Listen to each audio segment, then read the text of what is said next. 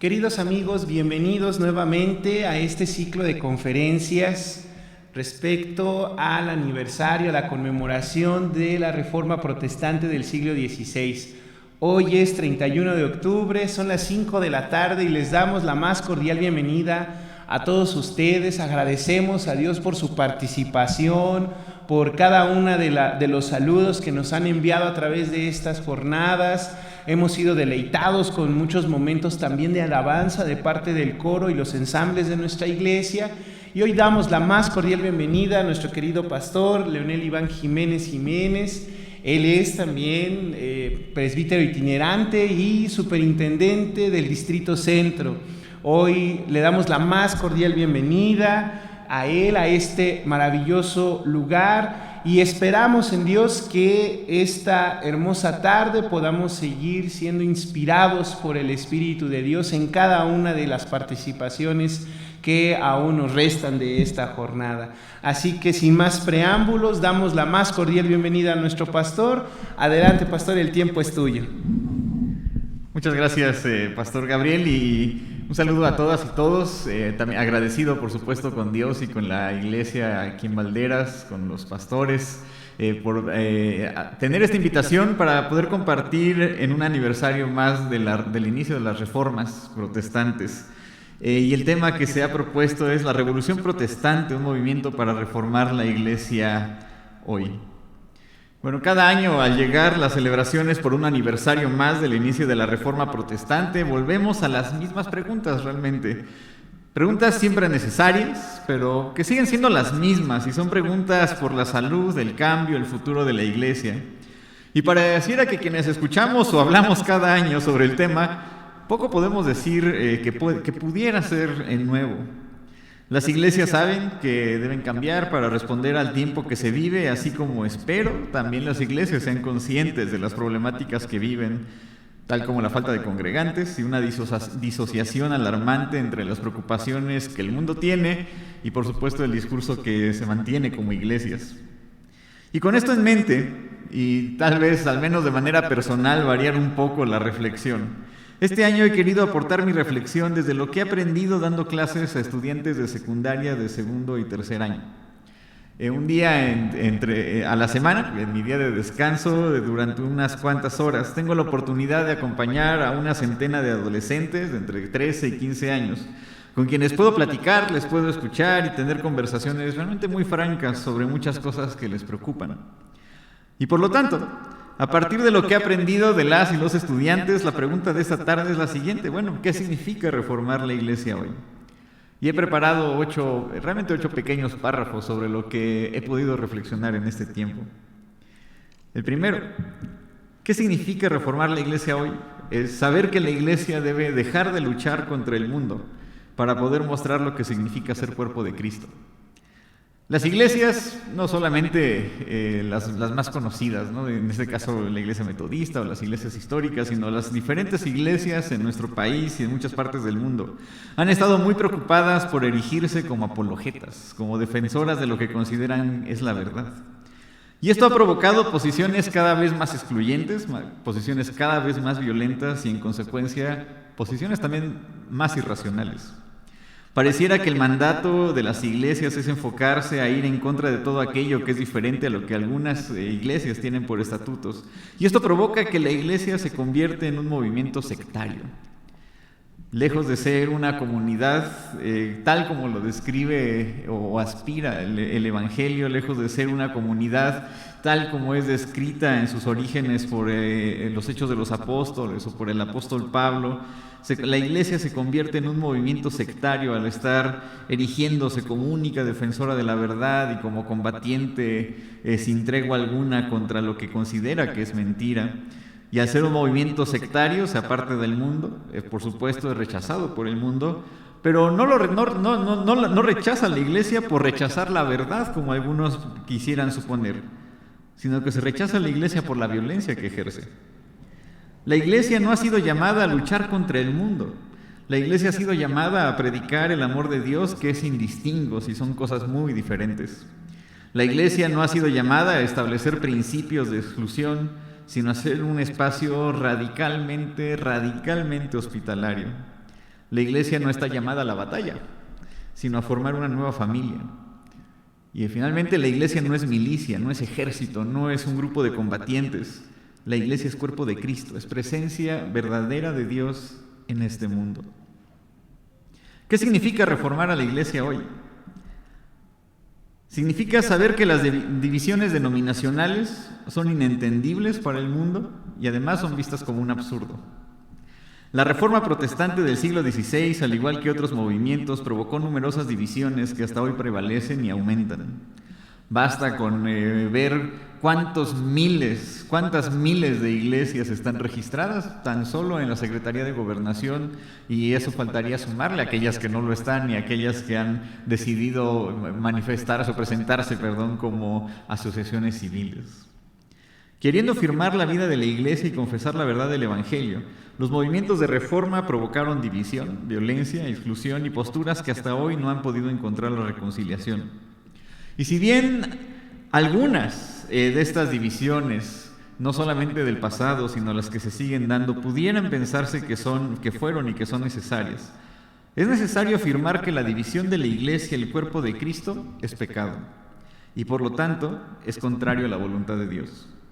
Cualquiera que sea la denominación cristiana, la nuestra incluida, al estar separada de sus hermanos y hermanas de otras tradiciones, incurrimos en pecado, pues no estábamos cumpliendo con el mandato de Cristo, que es el poder estar siempre en unidad, para que el mundo crea.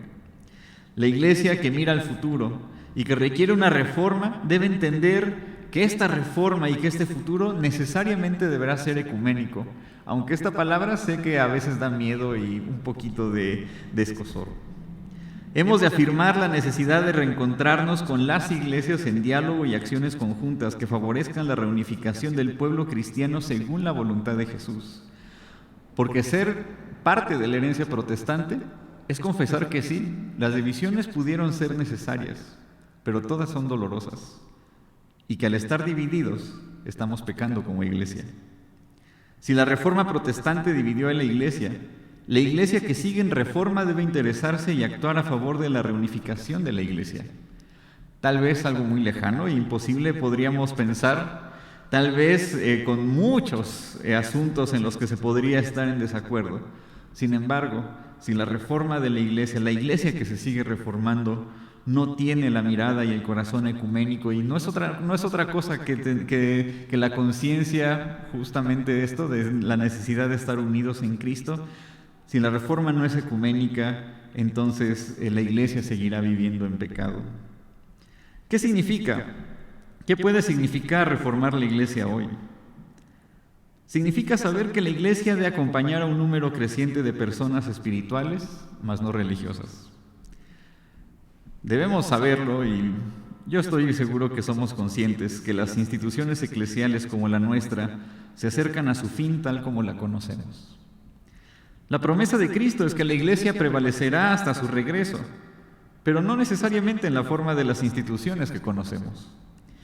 Las más recientes estadísticas muestran un número mayor de personas que no se reconocen afiliadas a una institución eclesial, aunque sí tengan el interés en cultivar su espiritualidad, ya sea por decepción, por falta de confianza en las instituciones en general, cualquiera que éstas sean, o por cualquier otra razón. La iglesia deberá aprender a acompañar, a escuchar y a hablar a personas que no tengan interés en afiliarse a la institución que representamos según los cánones que hoy hemos establecido. Junto con esto, deberemos entender como iglesia que estas formas de espiritualidad no son ateísmo ni son apostasía, tampoco es un cristianismo poco comprometido, simplemente es diferente. Es una espiritualidad diferente, es la espiritualidad de nuestro tiempo. Estas espiritualidades son diferentes, necesitadas de diferentes estímulos y son respuesta a problemáticas específicas que seguramente será también interesante analizar en otro momento. La iglesia requiere prepararse en diferentes ámbitos para recibir, acompañar, hablar y saber dialogar con personas que se guían por una espiritualidad no religiosa, que en verdad tienen la necesidad, el interés, el compromiso de cultivar su espiritualidad, una espiritualidad devocional, una espiritualidad de servicio, muchas formas de espiritualidad, pero que no corresponden necesariamente con los cánones institucionales que tenemos. Nuestros hermanos y hermanas que son espirituales, mas no religiosas, están entre nuestras iglesias, pero sobre todo están esperando a que la iglesia pueda ser un espacio, tal vez no para ellos, tal como lo conocemos, pero en la cual puedan refugiarse si es necesario. ¿Qué puede significar la reforma de la iglesia hoy?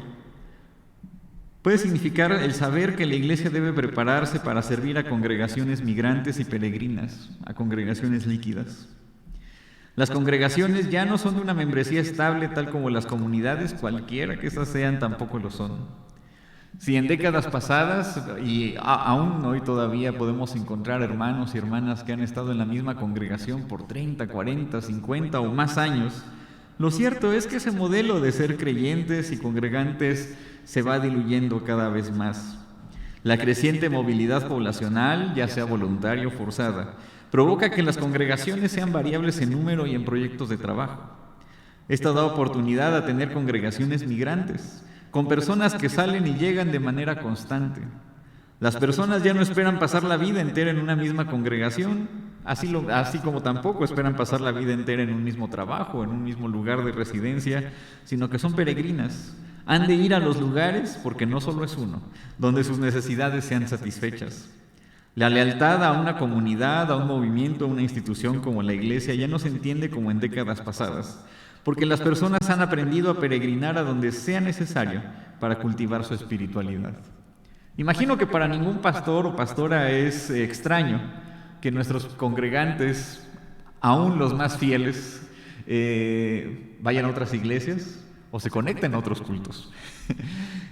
Es algo que sucede, porque nuestras congregaciones, nuestros hermanos y hermanas han aprendido a migrar si es necesario, o han aprendido a peregrinar ahí donde encuentran el alimento que requieren. Por lo tanto, la iglesia deberá aprender a ser una organización más fluida para poder servir a quienes llegan por poco tiempo, a quienes desean asistir de vez en cuando y a quienes deciden alejarse por cualquier motivo. Y al entender esto, al entender que ahora que este modelo de congregaciones migrantes y peregrinas, por supuesto no debemos juzgarlo como una falta de compromiso. Es simplemente un nuevo modo de entender la iglesia, las congregaciones y la espiritualidad.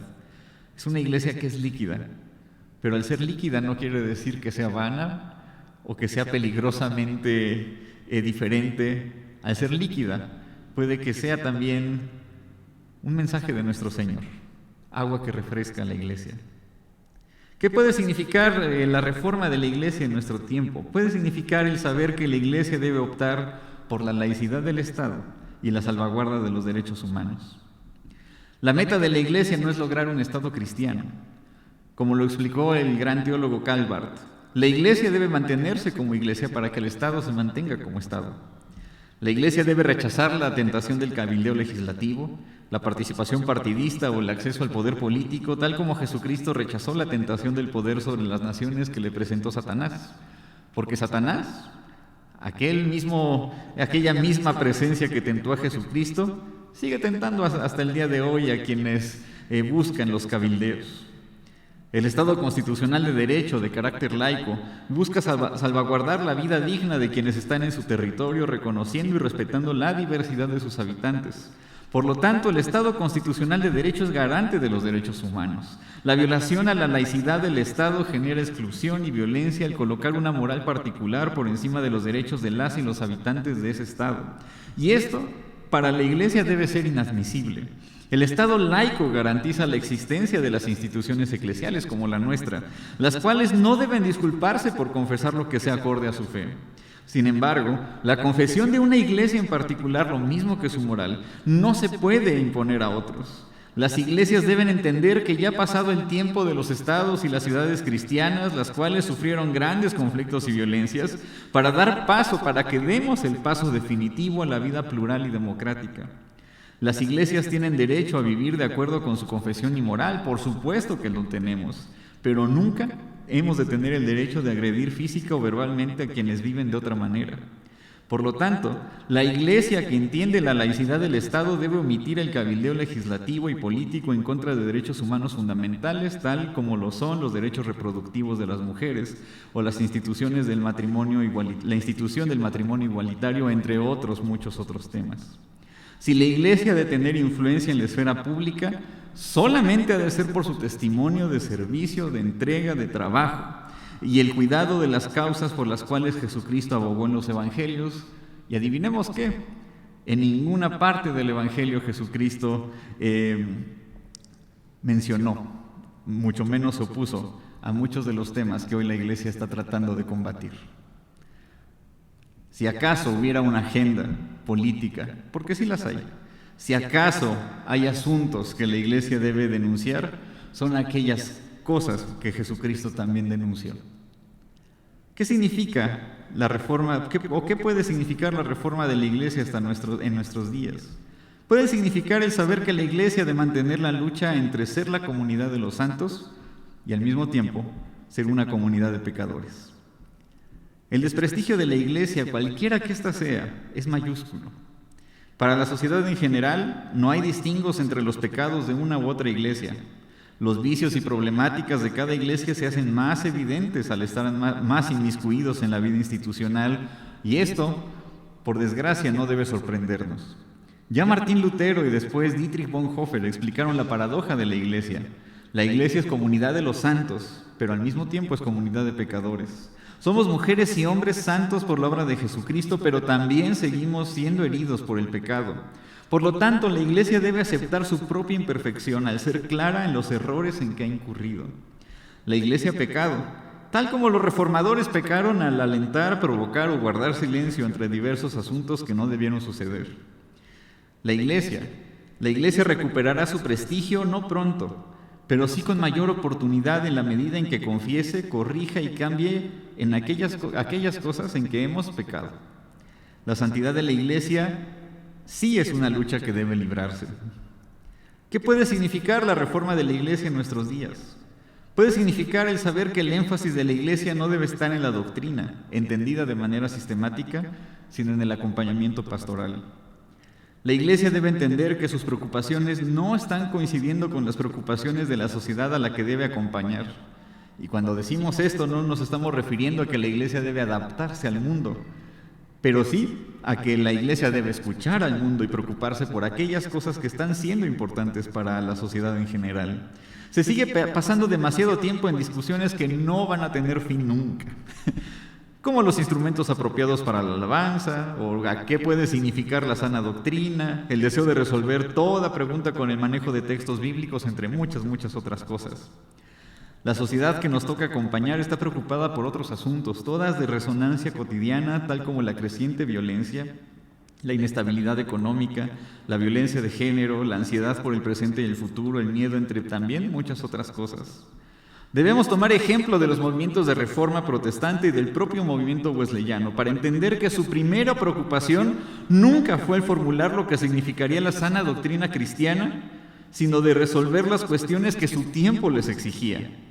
Es cierto, llegaron grandes tratados de teología sistemática, está la institución de la religión cristiana de Juan Calvino, entre muchos otros esfuerzos. Sin embargo, para los reformadores y las reformadoras del siglo XVI, lo mismo que para el movimiento wesleyano, el primer interés nunca fue sistematizar una nueva teología, una nueva doctrina, sino sanar a la iglesia, pero sobre todo hacerla relevante al tiempo que estaba viviendo. En el mismo sentido, la iglesia no es una institución científica ni tampoco es una institución legislativa. La Biblia tiene todo lo suficiente para poder conocer que Dios ha derramado su amor sobre todo lo que existe. Pero la iglesia también requiere interesarse por el conocimiento científico y cultural para que sean la ciencia y la cultura quienes respondan a las preguntas que exigen una respuesta de ese tipo. Los temas médicos, los temas científicos, los temas psicológicos, los temas culturales, legales o de análisis de otras disciplinas deben dejarse para que sean otras disciplinas los que lo resuelvan, que la iglesia siga siendo iglesia. La iglesia no debe tener una opinión en ciencia, la iglesia no puede tener una opinión en psicología, la iglesia tampoco, por supuesto, puede hacer un dictamen en arquitectura o en ingeniería. La iglesia debe mantenerse fiel a la vocación que se le ha sido encomendada, que es el anuncio de las buenas noticias de salvación, pero al mismo tiempo, por supuesto, interesarse en aquellas otras disciplinas y conocimientos que no solamente nos permiten dar la gloria a Dios, sino también entender los procesos de nuestra sociedad y sus preocupaciones. La Iglesia necesita escuchar a quienes no son parte de la institución eclesial para saber anunciar las buenas nuevas según las necesidades de este tiempo. Como Jesucristo caminando en Samaria, Galilea, Judea, entrando y saliendo de sus ciudades, hablando con mujeres, publicanos, soldados y tantos más, la Iglesia debe salir de ella misma para poder entender las preocupaciones de este tiempo. Una tarea de la Iglesia es escuchar, no para contender o para polemizar, no para defender lo que creemos, sino para acompañar. El Evangelio no necesita defensa. Es suficientemente poderoso para poder no solamente glorificar a Dios, sino también para salvación, dice el apóstol Pablo. La Iglesia no necesita ser defendida. La Iglesia necesita acompañar y escuchar. Jesucristo polemizó, pero con los religiosos. Pero Jesucristo nunca polemizó con quienes se encontró en el camino. No peleó con el centurión romano, ni tampoco con los publicanos, ni con los de Samaria, ni con los extranjeros. Lo único que hizo fue acompañar. Finalmente, ¿qué puede significar la reforma de la Iglesia hoy? Puede significar el saber que si la Iglesia no es un espacio de hospitalidad, dejará de ser Iglesia. ¿Qué tan abierta debe ser la Iglesia? La respuesta es sencilla. Todo lo suficientemente abierta para recibir a quienes Dios llama a unirse. ¿Es deber de la Iglesia cambiar a las personas que llegan? Su deber es predicar las buenas noticias, las cuales se resumen en el amor al prójimo y a Dios. ¿La Iglesia debe permitirlo todo? Ciertamente no. No puede permitir la injusticia, ni la violencia, ni la indiferencia o la exclusión. ¿Nos hemos equivocado? Desde la vocación de la Reforma Protestante, la respuesta es ciertamente sí. La Iglesia que sigue los principios de la Reforma Protestante debe entender que el primer reclamo es que la Iglesia sea Iglesia de Cristo y de nadie más. Solo gracia. El principio de la Iglesia es que Dios llama, salva, santifica y edifica. Nadie más, solamente Dios. La Iglesia acompaña mientras Dios obra en la vida de cada persona y comunidad. Sola Escritura. La base fundamental es la narrativa bíblica, la cual no es un tratado de teología dogmática, sino una historia que revela la presencia de Dios en este mundo. La Iglesia no ha de decir nada más allá de lo que cuenta esa historia, sino anunciar que todas y todos somos bienvenidos a participar de la historia de Dios en el mundo. Sola fe. Afirmamos que nadie debe cumplir con mandato alguno para ser parte del pueblo de Dios, sino la sola confianza del ser humano de saber que Dios le ha de recibir. Esto solo ha sido el esbozo de algunas ideas. Sin embargo, como lo comenté al inicio, son asuntos que he reflexionado a escuchar a mis estudiantes de secundaria. En conclusión, la Iglesia que se sigue inspirando en la Reforma Protestante de hace medio milenio es aquella que está dispuesta a cambiarlo todo, para cumplir con la vocación de Jesucristo. La Iglesia que se reforma es aquella que está dispuesta a acompañar a quienes necesitan compañía y a recibir a quienes necesitan ser recibidos. Más aún, la Iglesia que se reforma es aquella que está dispuesta a estar ahí, como un espacio seguro donde la gente puede acudir, aunque sea por un momento o un domingo, sin mayor compromiso ni asunto a tratar, sino con el deseo de escuchar el Evangelio de Cristo, las buenas noticias de salvación. Muchas gracias. Gracias querido pastor. Una conferencia que también es líquida para nosotros, refrescante, que nos anima y que, amados amigos, nos invita a seguirnos planteando en verdad estos asuntos que hace muchos siglos iniciaron, que han tenido un eco en varias etapas, con varias personas, y que sin duda hoy nuestro tiempo es este, hermanos. Nuestro tiempo es este y seguimos adelante en las actividades de este día, 31 de octubre. Ojalá que puedan seguirnos escribiendo. Estamos al pendiente de ustedes en sus saludos, en sus preguntas.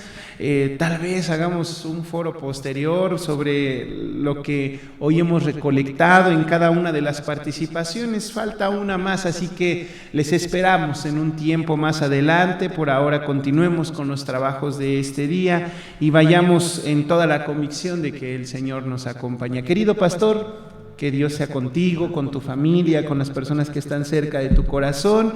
Gracias, amigos, nos vemos pronto, estamos en contacto.